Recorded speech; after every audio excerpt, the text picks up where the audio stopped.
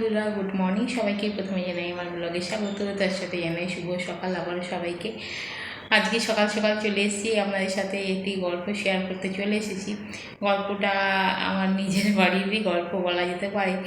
আমার দুই আত্মীয়র একটি গল্প আপনাদের সাথে শেয়ার করতে চলে এসেছি। যে কথাটা বলার, এই আত্মীয় দুজনকে আমি একেবারেই পছন্দ করি না। এবার নিশ্চয়ই আপনারা ভাবছেন আত্মীয়দের পছন্দ করেন, এটা আবার বলার কী আছে, এভাবে কেন কথা বলছি সেটা পরে আসছি। কারণ এই আত্মীয়রা কোনো কাজে তো আসেই না, উল্টে বাড়িতে যখনই আসে তখন এই ঝামেলার সৃষ্টি করে, যে আমার ঝগড়া ঝামেলা বাঁধিয়ে দেয়, এইসব কাজগুলোই করে থাকে।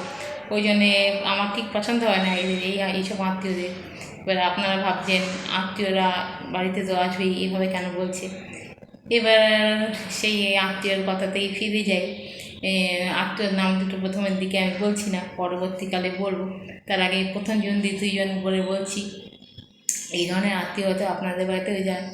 আপনাদের এই ধরনের আত্মীয় বাড়িতে গেলে আপনারা কী করেন আমাকে জানাবেন।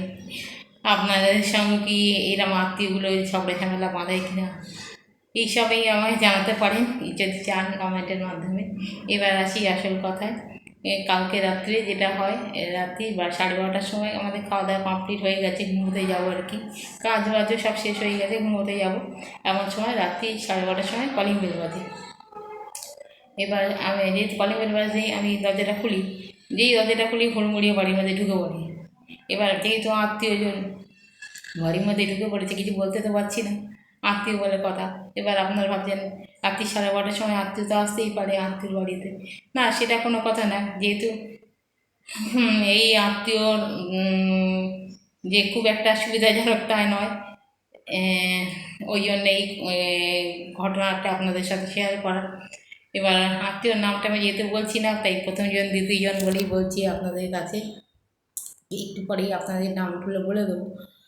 যে ঘটনাটি ঘটে, যে 12:30টার সময় কলিং বেল বাজে, এবার দরজাটা খুলি, হুড়মুড়িয়ে বাড়ির মধ্যে ঢুকে পড়ে। এই যে ঢুকে এসে বসলো রাত্রি 12:30টার সময়, প্রায় 2:10-15 বেজে যাচ্ছে, তখন দেখছি যাচ্ছেন বসে আছে বাড়ির মধ্যে। এবার আত্মীয়জন বাড়িতে এসে বসতেই পারে, সেটা আপনারা ভাবছেন কি আত্মীয় এসছে এভাবে বলছে কেন। আত্মীয়রা তো যদি আসে তাহলে তো তারা খাওয়া দাওয়া করে ঘুমিয়ে পড়বে, কিন্তু এই আত্মীয় তো ঘুমোবার নয়, নিজে তো ঘুমোবেই না, বাড়িতে কোনো লোককেই ভালোভাবে থাকতে দেবে না, ঘুমোতে তো দেবেই না। এতক্ষণ তো আত্মীয়র কথা বললাম, দুজন যে আত্মীয় এসেছিলো। এবার প্রথমজন যে আত্মীয় এসেছিলো, প্রথমে এসেছিলো আগে, একসঙ্গেই এসেছিলো প্রথমজন। যে আত্মীয় আগে এলো কিছুক্ষণ আগে, আর তারপরে পরবর্তী আত্মীয় এলো, এবং এই দুই আত্মীয় ভাই বোন অবশ্যই। এবার আসি আসল কথায়। প্রথমজন যে আত্মীয় এসেছিল, বিরক্তির কারণ সেটা হলো লোডশেডিং।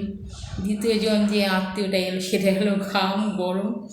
এবার আপনারাই বলুন, এই আত্মীয়কে আপনার বাড়িতে কি অ্যালাউ করবেন? এরা কি কোনো কাজে আসে? এইটুকুই জানার ছিল, একটু মজা করলাম সকালবেলা।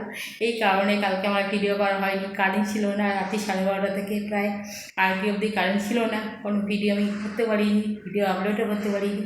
তাই আজকে সকালবেলা ভিডিওটা আমি এখন করলাম, কিছুক্ষণ পরে পোস্ট করে দেবো, আপনারা পেয়েও যাবেন। একটু মজা করলাম আপনাদের সাথে, এইটুকুই যা। সো আজকের মতো বলছি এখন টাটা, গুড বাই। সবাই ভালো থাকবেন, সুস্থ থাকবেন, অবশ্যই হাসি খুশি থাকবেন, হাসতে হবে, প্রাণ খুলে হাসুন, মন খুলে বাঁচুন। একটু ভুল বললাম, মন খুলে হাসুন, প্রাণ খুলে বাঁচুন।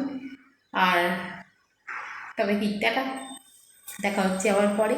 সবখানে আমি সবাইকে বলছি টাটা।